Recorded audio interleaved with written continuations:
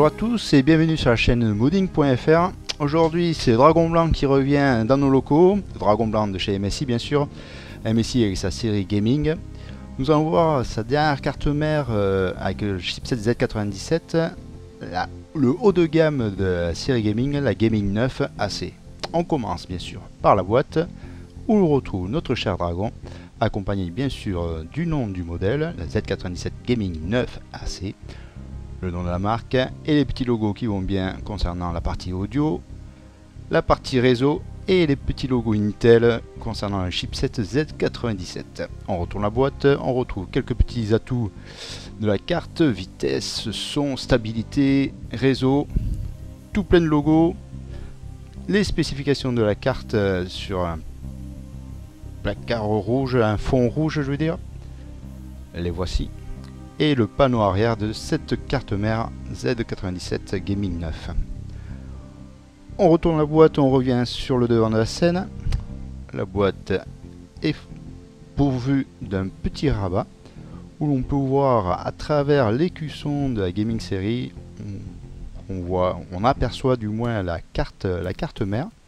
Et bien sûr sur ce rabat, on a tout plein de photos qui mettent en avant les avantages et les atouts de cette carte mère. Trêve de bavardage, on va fermer cette boîte et on va passer sur le bundle avant de voir la carte mère elle-même. Donc un bundle bien complet, hein, toute une panoplie de catalogues et de guides. On a 2 DVD rien que pour les pilotes, notamment ceux du réseau. Et bien sûr les utilitaires.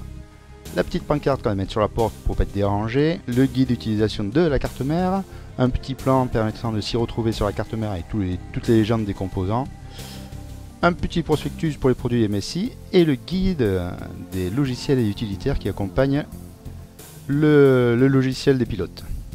Au niveau accessoires, on a bien sûr le panneau IO Shield, rembourré sur la face arrière, couleur noire et avec les inscriptions en rouge, histoire de bien coller à la série gaming. La petite plaque avec l'écusson ou l'emblème du dragon blanc.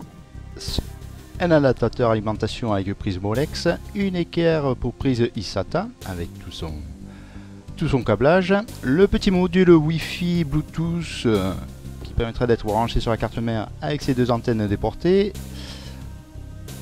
et 6 câbles SATA dont 3 avec un embout coudé sur l'un des côtés et 3 autres avec des embouts droits des 2 côtés. C'est sympa quand on veut brancher le SSD à l'arrière du plateau de la carte mère, on n'a pas besoin de batailler avec ces embouts coudés. Les M-connecteurs pour faciliter le branchement du câblage du boîtier. Les petits câbles pour les prises de mesure au niveau des bornes V-Check qu'il y a sur la carte mère, sans oublier le petit plomb SLI que l'on a aperçu. Allez, on passe directement, non on passe pas directement, mais on passe maintenant sur la carte mère. Donc voici la Z97 Gaming 9. Particularité, ce sont ces 2 carénages que l'on a vu sur le côté, le dissipateur du chipset Z97 et les 2 dissipateurs permettant de refroidir les étages d'alimentation.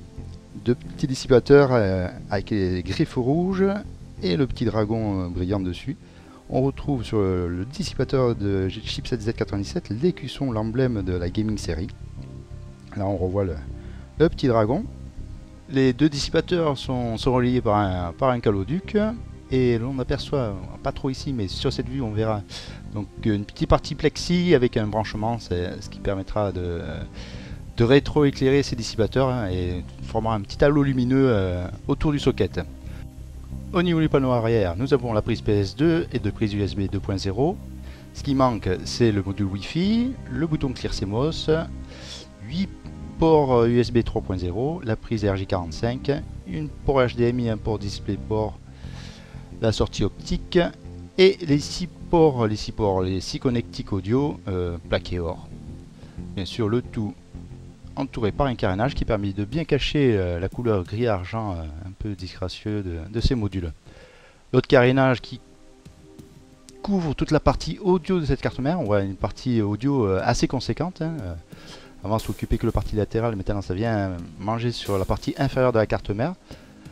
Le but de ce carénage permet aussi de servir de bouclier contre les interférences.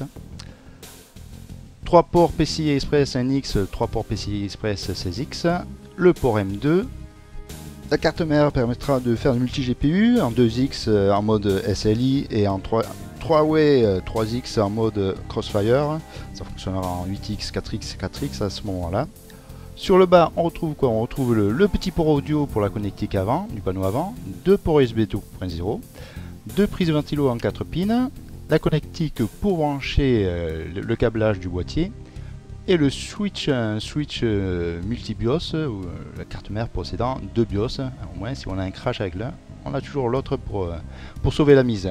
On a aperçu le debug LED, on remonte le long de la carte et on trouve 8 ports SATA, les 2 premiers étant gérés par un chipset AS-Media, les 6 autres par le chipset Z97, 2 ports internes en USB 3.0, un couché, un debout, au moins pas de jaloux, les bornes VCheck pour reprendre les mesures des tensions, et les boutons embarqués avec le bouton Power, bouton Reset et le bouton OCGMI. Bien sûr, nous avons les 4 slots mémoire qui peut contenir jusqu'à 4 modules de 8 Go. Sur le haut, les 2 prises ventilateur CPU en 4 pins aussi. Le socket est sera alimenté avec une prise 8 broches. Socket qui contient en fait 12 phases d'alimentation, 12 phases numériques, avec toute la panoplie classe militaire des composants, classe militaire 4. Et enfin on retrouve là ce que on a juste aperçu, c'est la 5e prise ventilateur. Ici on a une prise supplémentaire accompagnée de son switch permettant de valider cette prise. C'est la prise qui sert en fait à alimenter la partie audio, une prise dédiée rien que pour cette partie audio. Hein. Plus ça va et plus ça prend de la place au niveau des cartes mères. Un bon point pour nos oreilles.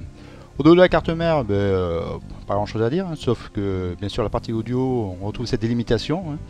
Délimitation au niveau du PCB qui sera rétroéclairé de couleur rouge, et on retrouve les différents logos permettant d'alléger un peu la face avant de la carte mère. On retrouvera que le nom de la marque MSI et le petit autocollant du nom du modèle.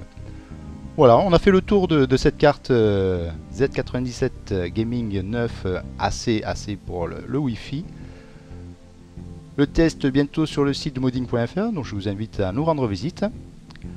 Je vous remercie de nous avoir suivis et je vous dis à une prochaine fois sur la chaîne TV de modding.fr. Allez, ciao loulou, merci bien.